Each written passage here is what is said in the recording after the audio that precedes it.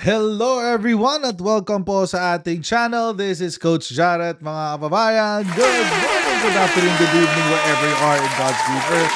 At maraming pong salamat sa inyong patuloy na pagsuporta sa ating channel. Huwag niyong kakalimutan na mag-subscribe dito po sa Coach Jarrett Live YouTube channel.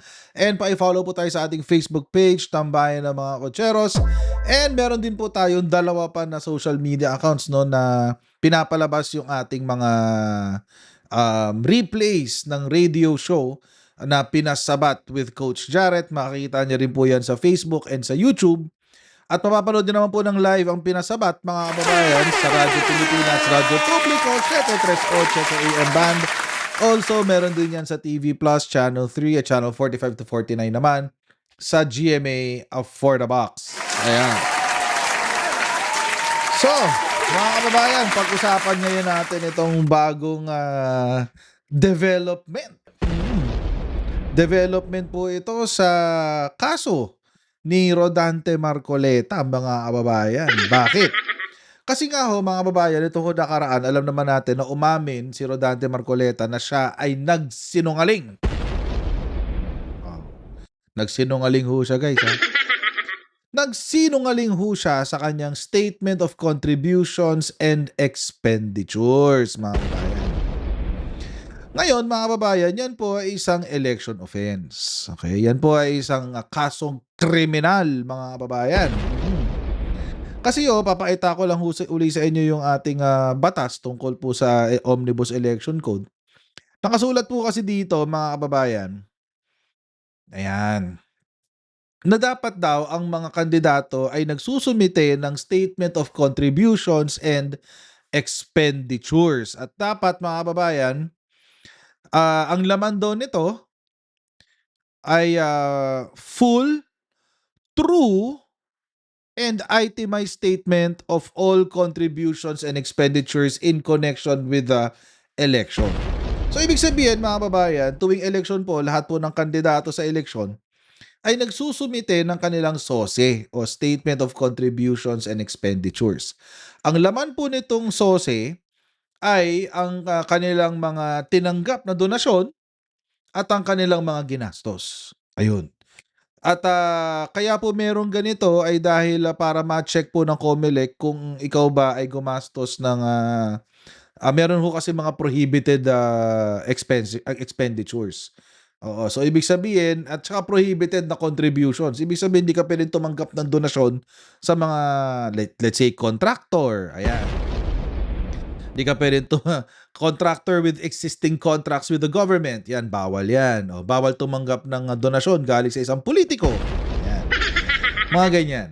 So, may mga ganun ho kasi. So, para ma-check ho yan ng COMELEC, nagpapasabit ho sila nito. Nito yan, yung Statement of Contributions and Expenditures. At dapat ho dyan, mga kababayan, detalyado ho yan. Ayan, nakasulat pa nga dito, kailangan totoo. Full, true, and itemized statement of all contributions and expenditures. Yan. Ang problema, nagsinungaling si Rodante Marcoleta at inamin niya to, mga babayan. Gusto niyo ba marinig ulit? Oo. Gusto niyo ba marinig ulit? Sige. Ipaparinig ko uli sa inyo yung kanyang pagsisinungaling at kung bakit siya nagsinungaling sa kanyang SOSE. Ang sabi nila ay paano nagkaroon ng expenditure na ganito kataas, gayon ang kanyang asset ay mas maliit. Sen, paano bang nangyari? Siguro sagutin na lang natin. Ano? So paano mangyayari ka na napakalaki ng ginastos niya, wala naman siyang contribution na nakalagay. Yes, opo. So contribution, sabi niya zero. Okay. Ngayon, kung pagbabasihan yung salin niya, ganito lang karami, sobra-sobra yung contribution. Yung expenditure. Di ba? Hindi, wala siyang expenditure niya, 100 something million, 112. Samantalang ang ano niya, nasa 52M. Yes. Di ba? Paano ba naman ipapaliwanag yun? Dokumento yan, Sen. Ganito yan, napakasimple lang ng paliwanag dyan Nakalimutan po nila na napakarami kong kaibigan. Okay. Ang marami po sa inyo ay nasa harap ko ngayon. Nelson, alam mo, sa mga kaibigan ko, nagbigay sa akin talaga. Alam mo, pakiusap lang nila. Tanggapin mo ang tulong namin sa'yo. Okay. Congressman ako noon Kong. Kami po ay naniniwala na karapat dapat kang makarating sa Senado. Tanggapin mo ang halagang to. Marami sila. isa lang ang kanilang pakiusap sa Ano po akin. yun? Ano daw? Eh, Pakiusap. sana huwag muna kaming si-disclose ang identity. Ayun. Sa napakaraming mga reasons. Ayun. Sinabi ni Rodante Marcoleta na meron daw mga donors siya pero ayaw magpa-disclose ng kanilang pagkatao. Ibig sabihin, ayaw magpasabi kung sino sila. Oo. Kasi, malay ba natin, baka prohibited contributor sila. Baka kontraktor ng isang ng ating gobyerno na merong existing na mga kontrata. Yun o yun, mga kababayan. Oo. So, ayaw magpasabi na sila daw ay donors. Oo. Eh, kaibigan ni. Kaibigan daw ni Rodante Marcoleta, guys. Di pa, tinago nga niya yung pagkatao. Eh, maaaring halimbawa, yung kumpanya niya ay baka makita ng administrasyon. No? Tinulungan mo si baka ipitin. O kaya naman nagtatrabaho sa gobyerno, may mataas na katungkulan. Kasi ng mga kaibigan naman ako talaga. Kung nagtatrabaho sa gobyerno at may mataas na katungkulan, parang questionable yata kung dapat sila mag-donate. Pwede ba yun, Sen? Hindi mo i-disclose? Kaya nga, pakinggan mo muna Okay, ako. sige, okay. Nililay down ko yung predicate. Okay. Di ba? Excited ka talaga. Excited ako kasi Oh. nakapuntos na. Okay, ito lang ang kanilang pakiusap. Kasi nga kailangan igalang mo yung kanilang pakiusap. Tinulungan ka eh. Nagtiwala sa iyo. Gusto kanilang manalo. Karapat dapat ka sa Senado. Okay. Ang pakiusap ko lang. Halos ganun na sarili ka na. Huwag mo nang disclose ang identity ko. Okay. Okay. Pero talagang tinulungan nila ako. Iba't ibang mga kaparaanan, iba-ibang ganito, iba-ibang halaga, ibang ganyan. Asos! Ngayon, kapag ka naglagay ako ng figure sa contribution, mapipilitan akong mag-disclose ng pangalan nila. Alam mo kung bakit? Merong kaakibat na kung tawagin ay deed of acceptance of donation. Yun. Halimbawa, binigyan mo ko ng ganitong halaga. Isa ka doon sa kaibigan ko. Mga kababayan, bakit merong deed of acceptance of donation? Kasi nga, yun po ay compliance o pagsunod sa sinabi ng Omnibus Election Code na dapat ay magre-report ka ng iyong mga contributions, mga donasyon na nakuha mo at iyong mga ginastos. Nakasulat din ho yan dito, hindi lang ho yan sa, sa Section 107 ng Omnibus Election Code. Nasa Section 109 din yan. Ano ba yung laman ng SOSE o Statement of Contributions and Expenditures? Ano-ano siya? Una, kailangan daw notaryado yung SOSE. Pangalawa, kailangan nakasulat ang amount ng contribution, magkano yung binigay, date of receipt, kailan tinanggap, and the full name and exact address of the person from whom the contribution was received. Sino daw ang nagbigay? Exact address ng nag-donate. Patay. Yun yung itinago ni Rodante Marcoleta. Yun yung inamin niya na hindi niya dinisclose. Mapipilitan ako doon sa punto na yon. Ilalagay ko yung pangalan mo kasi nandun ka eh. Patay. O edi ngayon nilabag ko yung kaisa-isang kahilingan mo sa akin. Mga kababayan, common sense lang naman. Kung papipiliin ka kung sino susundin mo, yung batas o yung kaibigan mo, ang susundin mo yung batas, di ba? Abogado pa naman to si Rodante Marcoleta, mga kababayan. Abogado to si Rodante Marcoleta. Pero mas pinili niya na suwayin ang batas. Oo, wag na tayo magbatas, di ba? Para saan pa? Oo, mas pinili niya magsinungaling at sumuway sa batas kaysa sumunod sa batas at hindi siya makasuhan. O ngayon, makakasuhan pa siya. Tama? Oo. Okay. Magagalit ako. Ngayon, ang sabi nila sa akin, paano yung kako? Contribution to eh. Oo. Hindi, sabi niya, binigay ko nga sa'yo, contribution, pero utang na loob mo sa akin yan. Ituring mo na lang na utang, sabi niya, di ba? Loan. Hindi, utang lang. Basta utang na hindi babaya. Utang na loob eh. Ngayon, dahil sa hindi ko pwedeng isiwalat ang kanilang identity, Sama? kaya sinabi ko, zero in contribution. Na mapipilitan ako ngayon na gawing zero yun. Dahil kapag hindi ko nilagay, kapag nilagyan ko ng amount yun, mapipilitan ko isa-isa kayong i-disclose ko ang inyong identity. Aha. Ngayon, Yung Eh, ganun hindi naman naman po talaga pwedeng hindi ko gastahin yung binigay nyo sa akin. Ganoon naman talaga dapat, mga kababayan. Kailangan mo talaga yung sabihin kung sino yung nag-donate sa'yo. Yun ang sinasabi ng batas eh. Omnibus Election Code yan, oh. Oh. Batas yun eh. Hindi naman optional yun eh.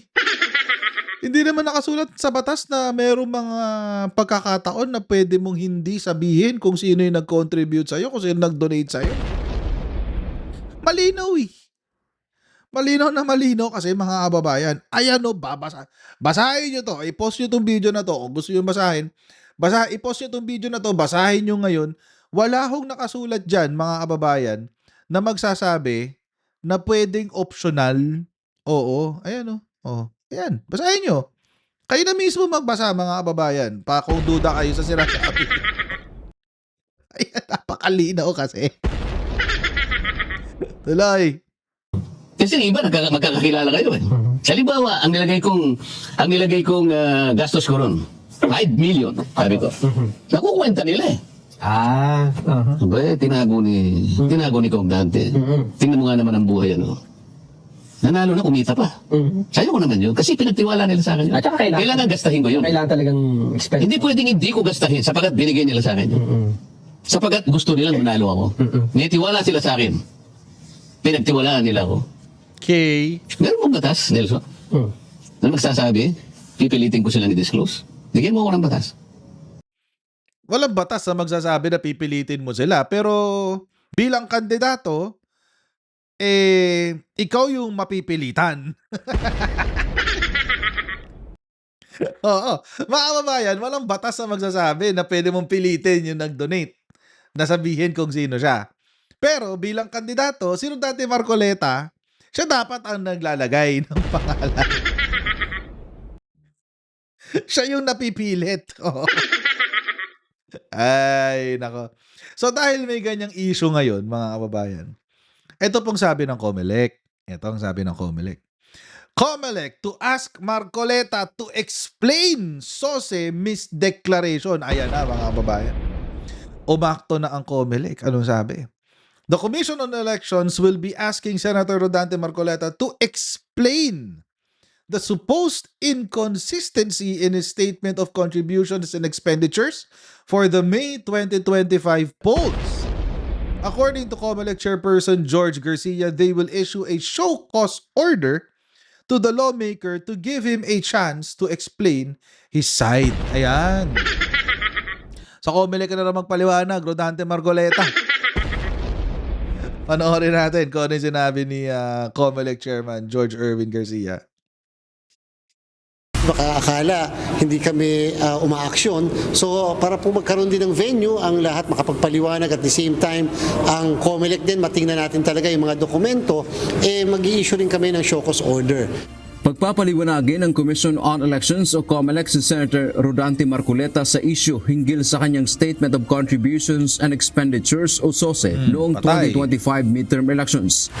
Maglalabas ng show cause order ang COMELEC sa susunod na linggo para madinig ang panig ng mambabatas. As kung saan nanggaling o paano yung pinanggalingan nung nagastos na amount na yun ang ating gusto rin malaman. Kasi naman siyempre nakalagay din kasi sa Omnibus Election Code sa Section 99 na dapat talaga yung mga kandidato, yung kanilang ginastos, tinanggap ay naire-report din sa atin. Lalo na yung mga binigay o ginastos sa panahon ng campaign period. Tignan natin yung Section 99. Oh, malapit lang tayo sa Section 99, guys eh. Oh, Section 99. Sana. 99. 103. Okay. Ito yung lawful expenditures. Oh, ayan. Oh. 99. Ito. Ayan. Report of contributions. Every person giving contributions to any candidate, a treasurer of the party, or authorized representative of such candidate or treasurer shall, not later than 30 days after the day of the election, file with the commission a report under oath stating the amount of each contribution, the name of the candidate, agent of the candidate, or political party receiving the contribution and the date of the contribution. Uy! Wait lang. Kanina sabi natin walang batas na nagsasabi na, sinabi ko ha, na walang batas na nagsasabi na ang mga nag-donate ay dapat mag-report ng kanilang donation. Apparently, meron pala Section 99 ng Omnibus Election Code. Meron pala mga kababayan, Section 99 ng Omnibus Election Code, ang mga nag-donate ay dapat i-report ang kanilang donation sa COMELEC. Patay. So, sandwich. Na-sandwich ngayon itong si Rodante Marcoleta. Kailangan mag-report yung nag-donate at kailangan din niyang mag-report ng kanyang mga tinanggap na donasyon. Patay. Sandwich. Sandwich, Rodante Marcoleta, mga kababayan. Wait, anong penalties? Tingnan natin ang penalties, mga kababayan. Oo, tingnan natin ang penalties pagdating sa election offenses. Okay. Andito yun sa bandang ilalim. Tingnan natin, penalty. Ayan, penalties.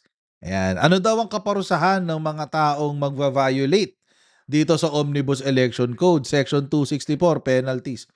Any person found guilty of any election offense under this code shall be punished with imprisonment, oy kulong mga kababayan, of not less than 1 year but not more than 6 years and shall be subject to probation. In addition, the guilty party shall be sentenced to suffer disqualification to hold public office and deprivation of the right of suffrage. Uy! Hindi na makakabalik si Marcoleta sa politika, mga kababayan, kapag siya ay nahatulan ng guilty. Patay tayo dyan. Oo. My goodness. Ayan, no? Disqualification, no? Mukhang matatanggal pa sa pagkasenador. Sinungaling kasi si Marcoleta eh. Yan yata talaga pag sinungaling, mga kababayan. Napaparusahan. Sa isang panayam, inamin ni Senator Marcoleta na tumanggap siya ng mga Ayan yung donasyon pinanood natin mula kanina. sa anyay kanyang mga kaibigan, pero hindi niya nilagay sa sose dahil nakiusap na huwag silang pangalanan. Sa katunayan, makikita sa sose ni Marcoleta, zero Ayun, o no? wala siyang nilagay na donasyon. Walang contributions received. Zero. Sinungaling o tapos sasabihin niya meron siyang donors. Ayan, no? Pero gumasa siya ng 112 million. Oo. Ito yata yung dinonate sa kanya. Oo, ng kanyang mga contributors. Pero hindi niya dineclare. Good luck. Na natanggap. Sa ilalim ng batas, kailangang ideklara kung magkano ang donasyon at sino ang nagbigay o donor. Ang maling deklarasyon sa SOSE ay isang kasong kriminal o election offense, maaari ding sampahan ng perjury o pagsisinungaling at falsification of public document. Kabilang din sa isyong lumalabas na mas malaki pa ang ginastos ng mambabatas noong nakaraang kampanya sa halaga Kasi sa na nasa SALN. kanyang Statement of Assets, Right. Liabilities and Net Worth o SALN. Sa kanyang SOSE, umaabot sa 112 million pesos ang kabuuan niyang nagastos noong 2025 elections, ngunit sa kanyang SALN, nasa 80 million lamang ang kanyang assets at 51 million pesos ang net worth. Kung ang SALN daw ay ganito, bakit hindi tumutugma yung nagastos sa SALN niya? So, maganda rin magkaroon ng paliwanag kasi siyempre ang COMELEC, para lang ipakita natin sa lahat na kami naman ay fair to everybody at kung may mga ganyang klase na alingas-ngas, kontrobersiya, maganda na malaman din natin. Nilinaw din ng COMELEC gagawin nila ito para sa transparency at accountability. Hininga na ng UNTV News and Rescue ng reaksyon dito si Senator Marcoleta, subalit wala pa siyang naging sagot. Samantala, hawak na ng COMELEC and Bank ang rekomendasyon ng kanilang Political Finance and Affairs Department of PFAD patungkol naman sa isyu ng tinanggap na donasyon ni Senator Francis Chis Escudero. Uy, Walang patay si sinabi ang Chis komisyon Escudero. hinggil sa kung ano ang rekomendasyon, pero dalawa lang ang posibleng rekomendasyon, kakasuhan o i-dismiss ang reklamo. Nagugat ang investigasyon ng COMELEC sa mambabatas sa pag-amin nitong tumanggap siya ng donasyon mula sa public contractor na si Lawrence Lubiano noong 2022 elections.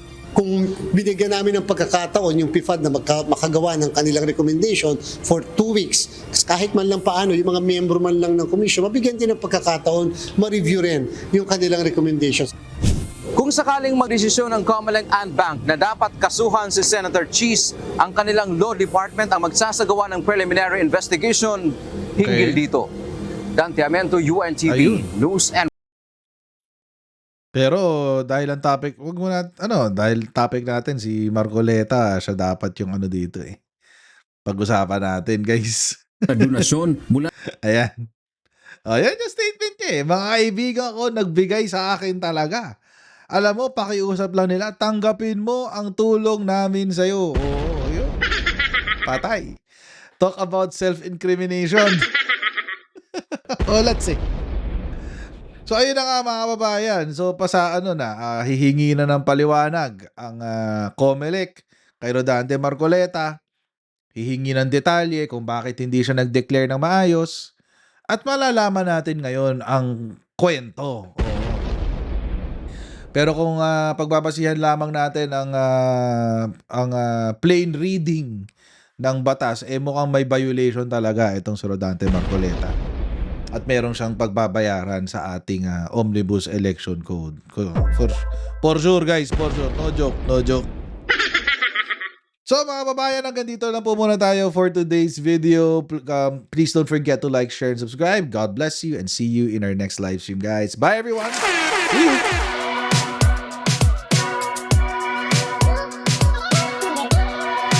Huwag ganun. Huwag natin gawing tanga mga Pilipino. Mas maganda kasi nasa lugar ka ng tama kaysa yung pinipilit mo yung pagkakamali.